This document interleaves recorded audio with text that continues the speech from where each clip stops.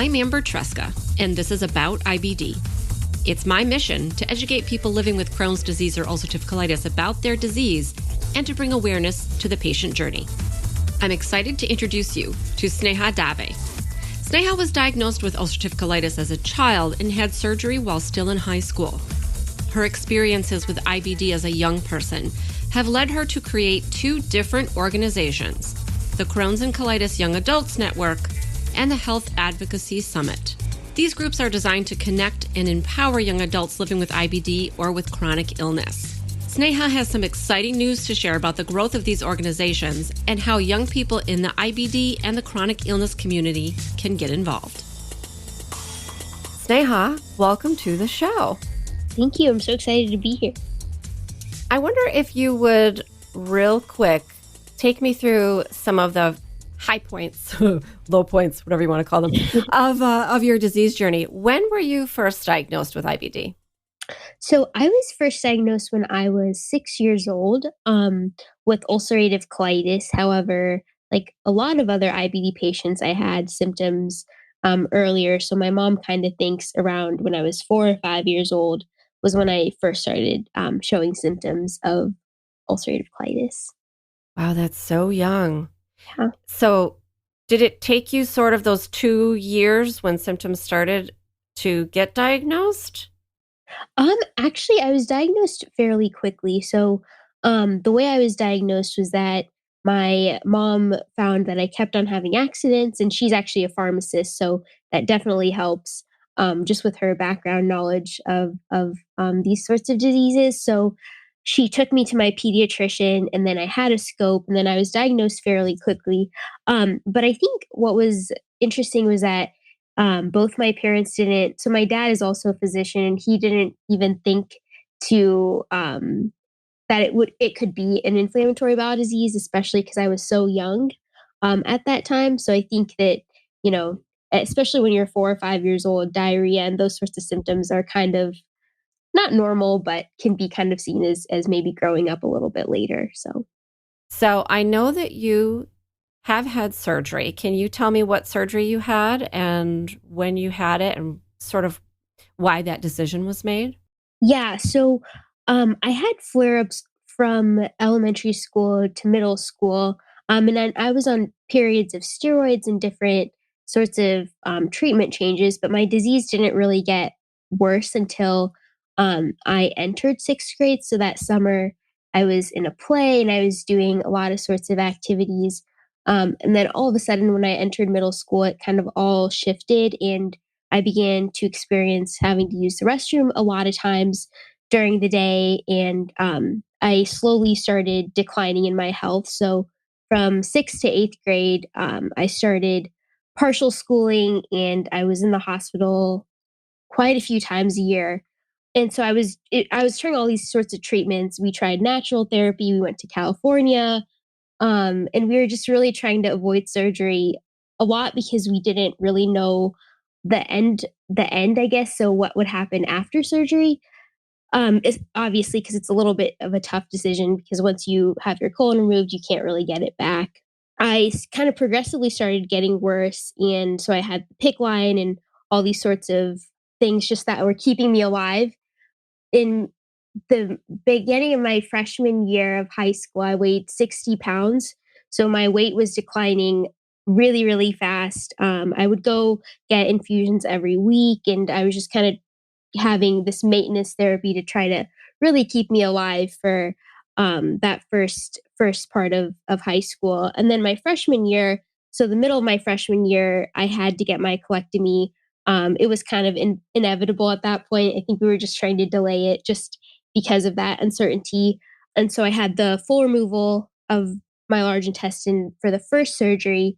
And then the second surgery was when I had my J pouch built and I still had my ostomy. And then the third surgery I had was to reconnect everything. And then I didn't have my ostomy anymore. And so now I live with a J pouch. I can't imagine what your parents went through, not to mention what you went through at that time. What were some of the challenges that you experienced trying to be in school and then also dealing with all of this? What kind of sort of socially, how were your grades, things like that? I think that period of when I had that severe flare up from middle school to the beginning of high school, I didn't really think about being very social because that was not my, I guess, priority. And I was just so sick that I just much rather prefer, sleeping in and staying in bed than going out with friends and doing things that normal middle schoolers and high schoolers would do. But when I came back from my third surgery, so that was my sophomore year of high school, it was crazy to be back in the mainstream kind of school system because I was dealing with people who had matured, whereas I had kind of stayed back a few years. And it was kind of overwhelming to have to deal with all, the typical high school drama and the typical dramas that adolescents, I guess, normally face. And just being back where I felt like I was still a middle schooler and having to learn all these different social things and just ways to navigate being in school while being a young adult and trying to get involved in extracurriculars and all these sorts of things. Did you have any assistance in sort of managing all of that? Yeah, so I had so my school actually provided tutors. So it was really helpful that they would come to my house instead of me having to go to school. Because when I came back from my third surgery, it wasn't like, I was completely normal again. I had to readjust to going to school like 8 hours a day and having to, keep up with homework and all these sorts of things. But somehow I still was able to graduate in the top 20 out of my class of about 550 people. So I think my school was especially accommodating. And yeah, I think relatively I had a great school. I'm nodding my head. People can't see, but I'm nodding my head at you because I was diagnosed at 16. And so I recognize a lot of what you're saying. I also had tutors, just building up your stamina after getting out of the hospital. And I didn't have surgery until I was in my 20s. So I wasn't dealing with post-surgical. But even just getting back to the point where you could get up, get ready, go to school is pretty monumental. So it does not surprise me that you graduated, even with all of the challenges that you were facing, that you did so well in high school, because you have gone on to create two different groups that are becoming increasingly well-known and important in the IBD space and in the chronic illness space. I believe that you started the Crohn's and Colitis Young Adults Network first. Is that right? Yes. Okay. And when did you, well, let's take a step back. And why did you decide to create it? And what was the trajectory of this like for you? I created the Crohn's and Colitis Young Adults Network. It was formerly called the Crohn's and Colitis Teen Times when I was a freshman in high school. So I was just trying to find a way to connect my Indiana community of young adults with inflammatory bowel diseases. So I had been to Camp Oasis and I thought that was a really great experience, but I didn't really see like a year-long sort of program that could connect us all. And, the nearest people from me lived maybe an hour away or 4 hours away. So it wasn't really possible at that age, especially to be traveling and meeting and having that year long support component. And so, me and my late best friend, his name was Corey Lane, he passed away from Crohn's disease and osteosarcoma while I was a freshman in high school. So, we decided to create the Crohn's and Colitis Teen Times, which was a newsletter that we wanted to just distribute within Indiana. So these were hard copies of newsletters. They weren't emails. And I think at that time, even hard copies were kind of sort of fading out, but they were still a thing of sending out newsletters. And so we started doing that. And then we built a website. And then unfortunately, he did not live long enough to see the first issue, but I'm sure he would have been really excited to see where it's at right now. But we built a website and then we started getting inquiries from really all over the nation of people wanting to subscribe for our newsletter. So we turned digital. And then as I went through high school and I was navigating all of my other surgeries, I kind of put the Crohn's and Colitis Teen Times on a hold just because I was facing too many other of my personal challenges. But my freshman year of college, when I started to kind of see this need to continue, especially because I had so many people reaching out to me, asking me if they could find a way to get involved in the advocacy space. I realized that a really powerful way to connect the young adult community and give them a platform could be through creating a fellowship program. So this fellowship program could be a way to, actually train the advocates so that they don't have to necessarily feel like they just have to write all the time or just share their story. Rather, they'd have the tools. And so this fellowship program, we are currently in our pilot year of, and so basically what it is our fellows get trained by monthly speakers. So we have, and actually Amber was a monthly speaker just a week ago, probably actually. But yeah, so by either advocates or people who have a very specific knowledge. And so that's been really cool. And we also provide a stipend, as well as they also write for the website and share tips. So an example of an article that was just produced by one of our fellows, Erin, was managing college in Crohn's on a budget. So just talking about ways that she was able to, budget her Remicade copays plus, groceries and having social life in college. So just things that are really specific. I think that only our age group is kind of able to get at for the benefit of our community. And so that was our pilot year. And then we got funding to be able to recently take our fellows this upcoming year to a national IBD conference. We haven't exactly decided which one that will be, but yeah. And so we're really excited to grow the program, bring in more fellows, and provide more opportunities. Right. So you have applications open. They're open right now. We're recording in October, but Yes. they will be open until the end of November 2019. Yes. Okay. And we'll put all the information in the show notes, and I'll put it up on my website, and we'll do all of that so people can learn about it and can apply. I'm curious to take a step back to the teen times. What were the type of things that were in your newsletter? Yeah. So looking back, it kind of makes me laugh a little bit because they're very fun types of things. So, for example, we had some kind of more serious content, but so I would interview people at an IBD conference in Indiana. And it'd be like, what's your favorite thing to eat before you have a scope? Or what's your favorite thing to what's your favorite drink or favorite popsicle or whatever to have before the day before the scope? So just kind of fun questions like that. But we also did interviews with a sleep doctor. So talking about the importance of sleep with IBD. And then we also had, interviews from a GI doctor. And then we also did interviews of young patients themselves. So it was just kind of a cool way, especially when it was just Indiana based, to see the Hoosier community with IBD and just know that there are people in this area in the kind of the same age range that have the same issues. That's really amazing. I'm in awe. I can only imagine for myself what that would have been like to be part of such a group when I was a teenager and did not know anyone else who lived with the disease and was navigating so much on my own. So this is really wonderful that you have created this and been able to sustain it so long and turn it into something really big. This year, you guys are looking to go to a conference. When you and the fellows go, what do you think some of the things you might do while you're there are? Do you think you'll just go to sessions? Do you think that you'll have meetings? Are you looking to set up something with maybe some of the IBDologists that are there?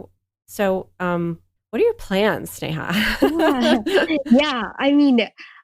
Yeah, first of all, I'm just really excited to be able to bring in an international community of young patients together to experience a conference that's kind of really for them.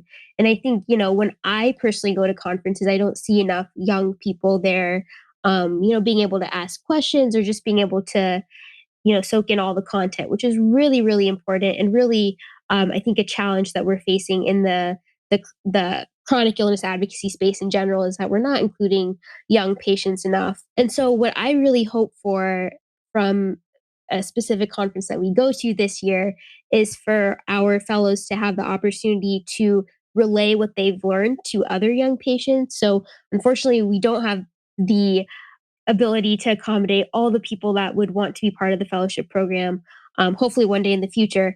But I really want our fellows to be producing content to share with those who are not in attendance. And I also really want the fellows to be going to these sessions and asking questions about how various decisions are going to affect them and our generation. And I think a huge thing for me is also health literacy. So, how can young people start to become more aware of like the dose of something that they're taking or how frequently they're taking and how to ask questions to doctors and PAs and nurse practitioners and all these sorts of things. So I think it's just a way to not only learn but also have their voices empowered, but also to share with the rest of the world that yeah, we're young, but we're here, and we really want to be a part of the decisions that are being made at these conferences. I agree. Of course, patients have only begun being invited to these conferences in larger numbers. I think there were patients here and there that would go, but it's only been a few years since patients have been included. And now some of the conferences actually will have patients on panels so that we can sort of flip that a little bit and have the physicians or the nurse practitioners or other people that treat patients with IBD understand more about the patient experience. What do you think the impact of having younger patients come to a medical conference might be, or what do you hope it might be for the healthcare professionals that are there? And then also the industry people too, I think. So I think the first word that comes to my mind is accountability. So I think since we are really the next generation of patients and we're moving into this different stage of our lives because we are young adults, I think we really want to make health professionals aware that we are going to our generation is going to be very health literate, if not more than the previous generation, and we are going to ask questions and we're going to expect you to take the time with us and to really engage in conversations about our health specifically for the industry. Certainly I think accountability is even more important for me, so talking about issues like drug pricing, for example, or navigating insurance and how to make that easier for our generation. And so I think one thing that I'm really passionate about, and I know many other advocates are passionate about, is changing the way the healthcare system works. Very broad terms, of course, that I'm speaking at. Do you also see a role for your fellows in political advocacy and working towards either getting behind some of the bills that are already being kicked around in our government or in their local governments, or in helping to introduce new legislation? Yeah, I think I'm really excited for our fellows to hopefully have the opportunity to speak out more. I think one thing that I would be, as a whole, another word again that comes to me is probably transparency. So I think within the healthcare system and even with a lot of patient advocacy relationships with the industry or just, different for-profit members has to be a little bit more transparent than it actually is. And I think that, our generation does in general demand more transparency. And so I'd really hope whether, we have fellows from Canada, UK, international audience, that we as a whole advocate for transparency when we're working with, if we're working with the industry or if we're working with health professionals. Right. And we can also learn from one another because things are obviously very different from one country to the next in terms of how healthcare is dealt with, paid for, access, all of these things. So that's really great to bring all of the different voices internationally together. Sneha, you are also involved and started another group called the Health Advocacy Summit, which is broader, goes beyond IBD, and includes more patients with chronic illness. Tell me about this group and what you guys are doing and what you hope to achieve. So I created the Health Advocacy Summit when I was a freshman in high school. And once again, you might see a theme here, but I just wanted to connect young adults in Indiana with invisible conditions because I really realized that even with the Crohn's and Colitis Young Adults Network, there were people reaching out to us that did not have IBD but had an invisible condition. The first year in October 2017, I brought together 14 attendees that were based out of Indiana, and we had a discussion about vocational rehabilitation. So we had a rehabilitation counselor come and talk about navigating the education system and workplace. So as you transition from high school to college and college to the workplace and workplace disclosure and just all the logistics about that. And so after the our first summit, which is October 2017, we built a website, and then we had a couple people that were interested in starting a summit in their area. So last year we expanded to Texas, North Carolina, as well as our Indiana summit. And then this year, 2019, we added on California as an additional location. So we had our California summit on September 21st, 2019. We had our Indiana summit on September 28th of this year, and we have Texas on Saturday, October 19th of this year. In 2020, we're looking to host a summit in those states, but also expand to Massachusetts, New York, and Florida, and potentially Colorado as well. This is just a massive amount of work. Do you consider yourself a high energy person?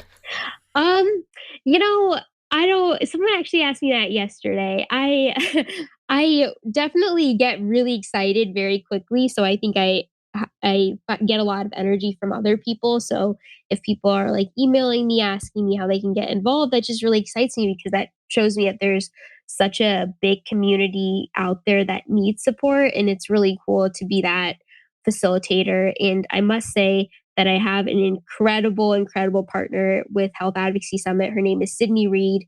She's our operations director. She has done all of our branding, and she's been a really awesome addition. She reached out to me actually in fall of 2018 asking to start a summit in California, but she became a lot more than a summit director, and she's really helped take the Health Advocacy Summit to the next level. Yeah, I was able to meet Sydney recently. Yeah. The Health Advocacy Summit had a showing of a documentary called Becoming Incurable, which was wonderful to see. I'm so glad I saw it. I would love everyone to see this documentary. Is there anything that we haven't covered yet that you would like to add? Yeah, I think one thing that there's like a couple of things that I've been thinking about a lot recently. And I think one of the sessions in our Indiana Summit next year, we're going to focus on a lot about imposter syndrome with a chronic condition. And so that's just something that I think that, especially as you're going through the education system and trying to look for jobs in the workplace for young patients, I think imposter syndrome can be a real barrier.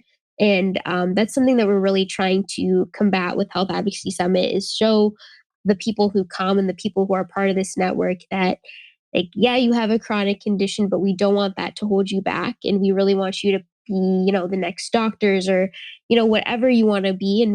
And I think that's like a huge goal of Health Advocacy Summit now, especially is to get these young patients to where they, had originally wanted to be before they got sick or where they thought they could never be. And I think another huge component that I am really passionate about is recreational therapy. And so I think that I'm a huge advocate for getting outdoors. I do a lot of trail maintenance work, and I love to climb and do all these altitude adventures. But I think especially for chronic illness patients, it can be kind of scary to be active sometimes, me included. I can get kind of worried about what's going to happen, my fatigue levels after I exercise. But I think that's something else that I'm hoping to add on to Health Advocacy Summit is bringing that component of rec therapy. Right. So tell me about Mount Kilimanjaro, though. Yeah, so I had always wanted to do like a high altitude adventure, and Mount Kilimanjaro is by no means an easy mountain to climb, but it's not like a super technical mountain. So I figured that would be a really great start to be able to climb that mountain. And so my whole entire family was really hesitant because they love hiking and we've always been kind of an outdoorsy family, but they've never really thought about, going 19,000 plus feet. And so Um, so when I proposed the idea, they were like, "Say, like a couple of years ago, you weren't even able to really walk up the stairs by yourself. So I think you need to like take some time and like replenish whatever nutrients you need." And so I did that like super, super fast. I would train so, so, so hard my freshman year of college just to be able to even think about doing that. And then I believe my sophomore year of college, yeah, that's December of my sophomore year of college, I was able to reach the top of Mount Kilimanjaro. And I'm really interested in climbing other mountains as well, although it's quite expensive. So I'm going to wait a little bit for my next adventure. That makes sense. I am curious about how you fit it all in. Do you have any established self-care routines that you engage in order to make space for all of these wonderful things in your life? I do place an importance on physical activity, at least for me, over this like the advocacy work, because I think it's really important to establish that time for yourself. So like I'll take calls maybe from 7 a.m. to 10 a.m. But right when the rock climbing gym opens at 10 a.m., I am going to be there for probably like 30 or 40 minutes at least, and then carry on with the rest of my day. But I think being a college student, I think sleep is something that I could work on. Yeah, unfortunately, it's not possible right now. So I get that. And let me tell you, the sleep yeah, thing doesn't really get any better as you get older. yeah, I did So, yeah, we could probably all do with paying more attention to our sleep. absolutely. Do you have any advice for young people who are diagnosed with IBD and just starting out on their journey? Yeah, I mean, I think personally, it's a little bit harder to be diagnosed, during adolescence than it is in childhood, just because there's just so much happening in terms of transition.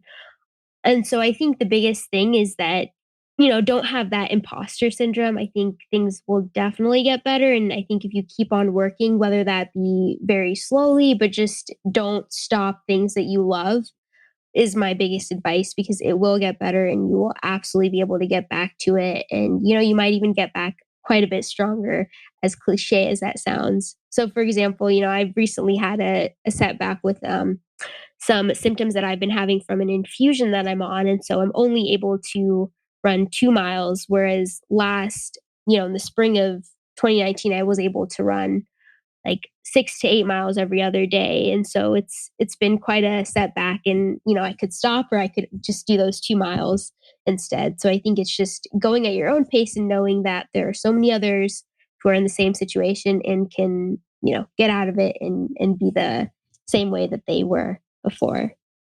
I think that's amazing advice. And I love that you're focusing on the imposter syndrome Yeah. because, again, like sleep, that's not something that usually gets better as you get older as well. I think Right, it's a right, constant companion for so many of us. right. So thanks for drawing attention to it. Yeah, definitely. Sneha, it was wonderful to connect with you again. And thank you for your advocacy, obviously, and all of the work that you're doing. It has given me so much hope personally. And I know that it is giving young people and others all over the world now hope in terms of IBD and how we're going to go on to have better treatments and better understanding and increased public awareness. So before we close out, I just want to go over some of the social media information so that everybody can find the Crohn's and Colitis Young Adults Network and the Health Advocacy Summit online. Mhm. Yeah. So for Instagram, the Crohn's and Colitis Young Adults Network is just at CCYA Network. For Instagram for Health Advocacy Summit, it's at Health Advocacy Summit. And for Facebook for Crohn's and Colitis Young Adults Network, it's at CCYA Network. And then Facebook for Health Advocacy Summit is at Health Advocacy Summit. And the Twitter for Health Advocacy Summit is at HA_Summit. And the Twitter for Crohn's and Colitis Young Adults Network is at CCYN Network. And then we're also on LinkedIn, so you can check us out there too. Oh, yeah, that's right. You're on LinkedIn as well. Oh, Yeah. perfect. What great recall. I'm so jealous of your young synapses. Oh my God. Yeah. It stays like this. I know, right? It will. Let's just say that it will. It will. Yeah, sure. You'll always be able to remember everything. Sure. That's the thing that happens. Yeah. Okay. Thank you so much, Sneha. Yeah, And I will put all of the information in the show notes and on my website. And we will make sure that young people can find you and get involved with the fellowship program and get involved with the summit. So thanks. Great. Thank you so much, Amber.